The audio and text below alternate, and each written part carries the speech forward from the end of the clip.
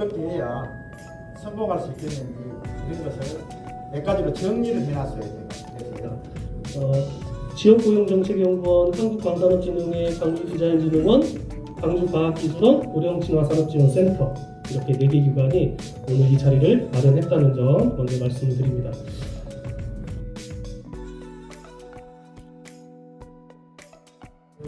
꼭 필요한 자격증 같은 거. 네네네. 자, 우리 1조의 김수지 청년분이에요. 네, 청년분이 자소서 관련된 질문하셨고. 잘 들었고요. 저는 PMA 컨설팅의 김수미라고 합니다. 제가 혹시 자기소개서를 쓸 때 꼭 필요한 것들이 뭐가 있는지를 여쭤보신다면 방금 말씀하신 대로 SNS 바탕으로 쓸 때는 기업과 직무에 대한 키워드 지출이 굉장히 중요합니다. 그런데 그것에 더불어서 기업에 대한 정보와 기업에 대한 관심도를 좀 자기소개서에 많이 녹여주셨으면 하는 그런 바람이 있는데요. 특히나 기업에 대해서 많이 정보를 가지고 기업을 조금 분석해보자라고 이야기를 드린다면 대부분 기업에 대한 사이트라든가 홈페이지, 기사거리를 많이 찾아보시는데요. 그것은 나만 가지고 있는 정보가 아니라 다른 사람도 다 같이 한꺼번에 가지고 있는 정보라서 기업에 대한 정보를 많이 갖기 위해서는 그 기업이 어떤 의미를 가지고 어떤 가치로 어떤 사회에서 어떤 역할을 하고 있는지에 대한 본인의 생각을 같이 녹여주셨다면 훨씬 더 기업에 대해서 관심도를 가지고 그 기업에 들어가고 싶다라는 동기나 이런 것들이 잘 보여질 수 있을 것 같고요. 면접 볼 때 너무 떨면 그게 감점 요소가 되는지도 궁금하고 면접 볼 때 팁이 있다면 좀 알고 싶습니다. 이 답변이 올 때 떨릴 것 같아서 답변 얘기를 좀 넣었습니다. 이게 면접관들도 떨리고 마찬가지로 지원자들도 떨리는데요. 그 1대1 면접이 됐든 아니면 그룹 면접이 됐든 그 경청이라든지 그 긍정의 태도라는 게 보이기 마련입니다. 더군다나 그룹 면접일 때는 내가 질문을 받고 미리 뭐 준비할 거를 답변 준비하는 것도 중요하지만 상대방이 어떤 말을 하는지도 듣고 이 고개 끄덕임이라든지 이런 자세들을 보여주면 그런 부분은 또 면접관 분들께서도 보고 있고요. 또 실제로 저희 채용 연기 프로그램이라든지 채용 박람회를 가서 그런 면접 연습을 해보는 것도 중요한 것 같고요. 그리고 무엇보다도 나 자신 그리고 그 직무에 지원하는 데에서 많이 알아야 됩니다. 이 모든 질문이 들어오든 뭐 나에 대해서 표현을 하든 이게 준비가 돼 있어야 그 긴장감이라든지 떨림이 덜하기 때문에 그런 부분에 있어서 조금 신경을 써서 준비하시면 될 것 같습니다. 현재 매출을 못 일으키고 있어요. 그리고 어떻게 하면 좋을지 이런 경우에 다음 지원 사업에서 궁금합니다. 매출 기준점이 높지는 않다라고 생각하시면 되고요. 이제 1년차 내시고 그 다음에 평가를 받으실 때 이제 기준들이 말씀하셨던 것처럼 이제 매출도 있지만 고용 창출을 해내냐 이 정도의 느낌이 있거든요. 예. 대학교 성적이 낮으면 어떤 걸로 커버해야 될까요? 자, 제가 뽑은 질문은 이겁니다. 독점이 낮다는 얘기는 면접관분들이 면접 전에 저희가 실무자분들이 판단을 할 때 안 좋은 리스크긴 합니다. 대신에 본인이 그 대학 생활 동안에 뭔가 학점이 낮은 대신에 무언가를 했을 거 아니에요. 어떤 그 경험을 토대로 뭐 본인이 뭐 얻었던 노하우라든지 아니면 그걸 통해서 배웠던 부분들을 어필을 하시면 그나마 좀 낫지 않을까 싶긴 합니다. 대신에 서류 평가를 할 때 분명 대학교 학점이 낮다는 얘기는 다른 동일한 지원자들에 비해서 분명 리스크긴 하거든요. 그래서 그거를 좀 만회할 수 있는 뭔가의 자격증이라든지 뭔가의 본인의 무기는 반드시 있어야 된다고 생각합니다. 됐지 모르겠습니다. 예, 고맙습니다.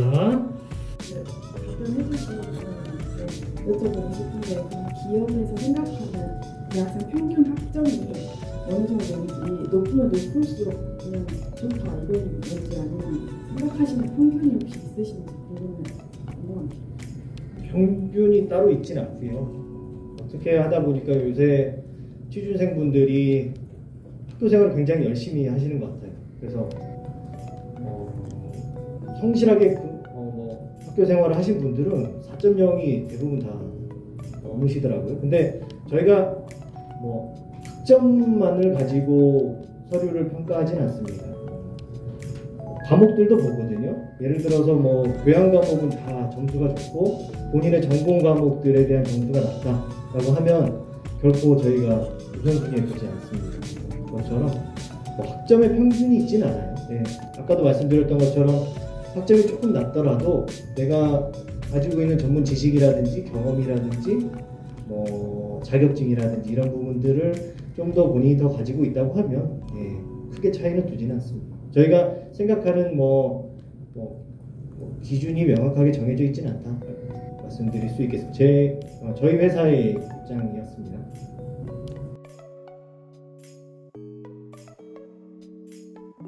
각각의 결국은 산업에 대한 생각이 좋은 기업을 다 들어가고 돈 많이 주고 싶은 기업이다. 그리고 뭐 워라벨이 되는 데가 뭐 좋은 기업이다.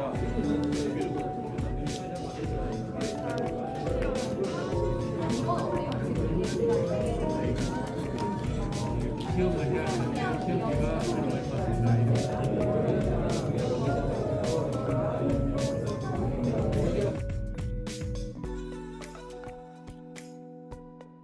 좋은 기업은 없는 게 아니라 숨어 있다. 이게 저희 사조의 핵심 키워드입니다. 그리고 또 다른 하나는 저희가 채용 공고를 냈었을 때 정확한 직무, 어떤 업무를 하는지 상세한 공고를 원하는 구직자들이 좀 의외로 많더라고요. 그런 부분에 있어서 기업은 앞으로 우리 회사에서 일할 수 있는 친구들이 있기 때문에 그런 친구들한테 정확하고 또 최대한 친절하게 그런 정보를 좀 줬으면 좋겠고요. 저희가 취업하기 전에 회사가 어떤 분위기인지 어떤 일을 하는지 그에 대한 구체적인 정보를 알기가 어려운 경우가 많아요. 그래가지고 취업하기 전에 회사 탐방 프로그램 운영해가지고 이 회사는 어떻게 하는지 밥은 어떻게 나오는지 약간 이런 식으로 좀 체험할 수 있으면 좋겠다는 생각을 했습니다. 네, 그리고 이어서 사내복지제도 투명하게 공개해줄 수 있으면 좋겠다고 생각을 했는데 저 같은 경우에는 육아휴직 제도를 되게 중요하게 생각을 하거든요.